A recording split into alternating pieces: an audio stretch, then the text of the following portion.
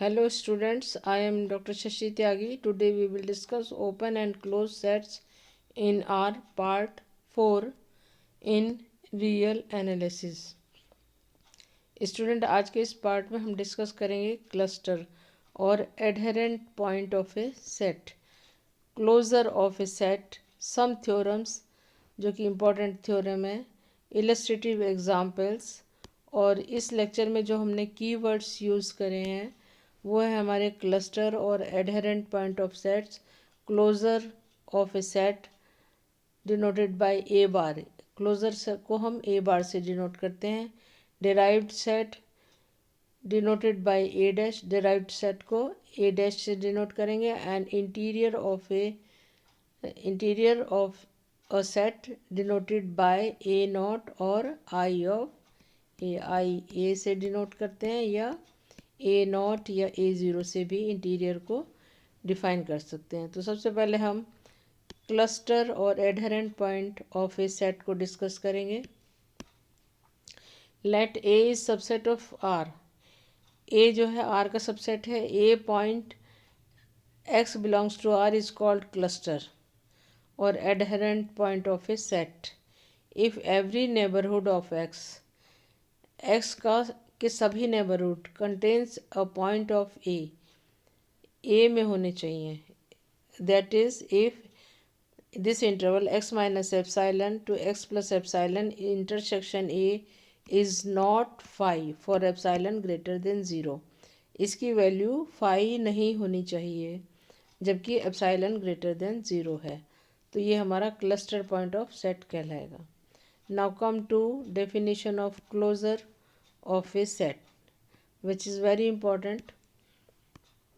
Closure of a set, the set of all cluster points, जितने भी cluster point अभी हमने जो ऊपर डिफाइन किया है, set of all cluster points of this set A is subset of R is defined as closure of this set of set A set का closure कहलाएगा and denoted by A bar. ये देखिए, ध्यान से देखिए इसको। क्लोजर को हम ए बार से डिफाइन करेंगे। नोट, इसमें नोट करिए point, if there exist even one positive number epsilon such that x minus epsilon to x plus epsilon this open interval intersection a equal to phi, then x is not belongs to a।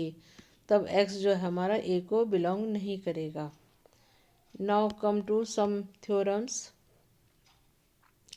theorem first is if a is subset or equal to r then a bar is equal to a union a dash। a dash क्या है? derived set। proof है, we know x belongs to a union a dash, this implies x belongs to a or x belongs to a dash। now x belongs to a, then x अगर x जो है a को belong कर रहा तो ये interval जो है हमारा x minus epsilon to x plus epsilon intersection a is not phi for epsilon greater than 0। ये गिवन कंडीशन है। At least x lies in x minus epsilon to x plus epsilon intersection A. x जो है इसके बीच में इस set में lie करेगा। x belongs to A dash, अगर वो ए डैश में है, डिराइव्ड सेट में है, the and x is not belong to A, this implies x minus epsilon to x plus epsilon interval intersection A is not phi for epsilon epsilon greater than 0। from 1 first say with the help of definition of closure of a set we get x belongs to a union a dash, this implies x belongs to a bar। a bar क्या है? closure of a। then x belongs to a union a dash, this implies x belongs to a bar। या हम इसको इस तरीके से लिख सकते हैं, A union A dash is subset और equal to A bar. Again दोबारा से इसको डिस्कस करते हैं। X belongs to A union A dash, this implies X belongs to A and X belongs to A dash. Union है तो इसमें ए में होगा या और यूनियन है तो या इसमें हो सकता है या इसमें भी हो सकता है, और दोनों में एंड दोनों में भी हो सकता है। X this implies x does not belongs to a and there exists epsilon greater than 0 such that this interval x minus epsilon to x plus epsilon intersection a minus x is equal to phi. There exists epsilon greater than 0 such that x minus epsilon to x plus epsilon intersection a is not equal to phi. ये phi के equal नहीं होगा. This implies x doesn't belongs to a. This implies a bar enclosure of a bar is subset or equal to a union a bar. From first and second equation से हमारे पास क्या आ जाएगा, a bar equal to a union a dash. Now come to theorem 2. If a and b are any subset of R, then a is subset or equal to b. This implies a bar is subset or equal to a b bar. ये हमें इसमें proof करना है. We know that a is subset or equal to b. This implies a dash is subset or equal to b where a dash b dash are derived set. ये जो definition notation है a dash b dash का derived set of a and b. Now if x be any element of a bar क्या है, closure, then x belongs to a bar. This implies x belongs to a union a dash. ये हमारी condition है, given होती है. This implies x belongs to a और x belongs to a dash, या इसे हम इस तरीके से लिख सकते हैं x बिलोंग्स टू b और x belongs to b dash. इस कंडीशन से आ जाएगा फर्स्ट से. This implies x belongs s is a subset और equal to b union b dash, और this implies x is a subset और equal to b bar. We conclude that a bar is subset or equal to b bar, यानी closure of a is subset or equal to closure of b. Now come to theorem third. Theorem third is a subset a of R is closed if and only if, यहाँ पर आ गया if and only if a bar equal to a.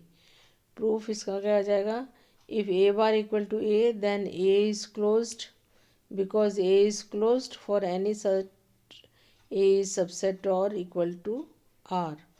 Conversely if and only if proof करना है तो let a be closed set मान लिया हमने. Now we know that a bar equal to a union a dash and a is subset or equal to a union a dash. This implies a subset और equal to A bar. First इसको कह दिया हमने equation को. Again as A is subset और equal to A, so A itself is close set containing A. A is subset और equal to R and B is any close subset of R containing A. Then a bar is subset or equal to b. A bar is closure. We conclude that a bar is subset or equal to b. Second equation ये हमारी आ गई. Hence from relation 1 and 2 we have a bar is equal to a if a is closed set. Now come to illustrative examples. Example 1 है, show that r bar equal to r where r is the set of all real numbers. is very important example है ये हमारी. Solution हो जाएगा इसका. we know that every point of set r is a limiting point of r. ये हम पहले पढ़ चुके हैं. so r dash equal to r by definition of derived set से आ जाएगा यहाँ पे. तो R bar equal to R union R dash is equal to R. इस कंडीशन से ये हमारे पास आ जाएगा.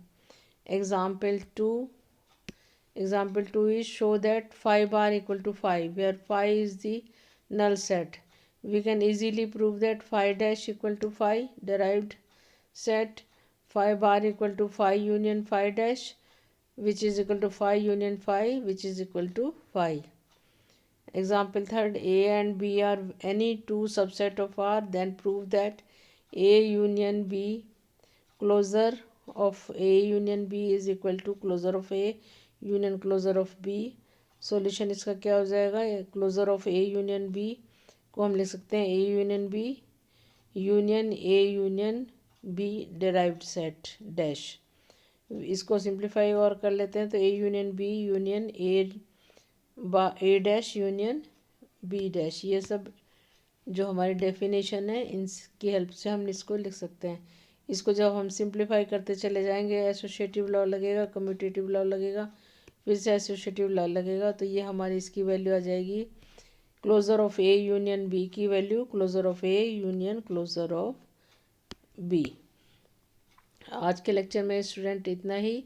इसमें मैंने कई थ्योरम और एग्जाम्पल बताई हैं जो कि सारी ही बहुत इम्पॉर्टेंट हैं. ये सब आप 3-4 बार जब इस लेक्चर को देखेंगे और ख़ुद आप अपने पेन से करके देखेंगे तभी ये आपको समझ में आ पाएगा. अदरवाइज़ इसको समझना इतना आसान नहीं है. तो मैं आपसे यही उम्मीद करूँगी आप इस लेक्चर को 3-4 बार देखें, अपनी बुक को भी कंसल्ट करिए और जो पुराने लेक्चर हैं इसके उन सबको कंसल्ट करिए, तो ये आपको इजीली समझ में आ जाएगा. और स्टूडेंट इस लेक्चर को ज़्यादा से ज़्यादा स्टूडेंट में शेयर कीजिए ताकि सभी स्टूडेंट्स को इसका बेनिफिट मिल सके. और जो मेरे हैंड रिटन नोट्स हैं उनका लिंक मैंने पीडीएफ फाइल का पीडीएफ नोट्स का लिंक जो है मैंने डिस्क्रिप्शन बॉक्स में दिया, वहाँ से आप इसको डाउनलोड कर सकते हैं. Thanks for watching this lecture.